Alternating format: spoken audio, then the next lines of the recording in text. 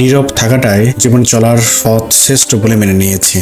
চাইলে 5 বছরের দীর্ঘ নীরবতা ভাঙতে পারতাম, বরং নিজেকে আরো বেশি মৌনতার মোড়কে ঢেকেছি। এই 5 বছরে অনেকবার তোমার সম্মুখীন হয়েছে, তোমাকে দেখেছি আগের মতন করেই। হয়তোবা আর চোখে দেখেছো, কিছু বলতে চেয়েছো, সে সময় বা সুযোগ তোমাকে দেবার মতো ছিল না। শুধু পথ বদল করেছি, সামনে দাঁড়ানোর সাহস করিনি। অভিমানের রং বদলে গিয়ে বিচ্ছেদের রূপ নিয়েছে। সবকিছু মেনে নিয়েছি নীরবতা থেকেই, যাতে আর কখনো সম্মুখীন হতে না হয়। নিজেকে সরিয়ে নিলাম এ শহর থেকেও, আর কোনোদিন তোমার সামনে দাঁড়াবো না।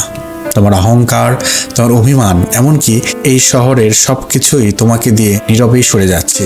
পুনরায় সেখানে ফিরে যাচ্ছি যেখান থেকে নতুন করে স্বপ্ন দেখেছিলাম, যেখানে সবুজ গালিচা বুক পেতে আছে।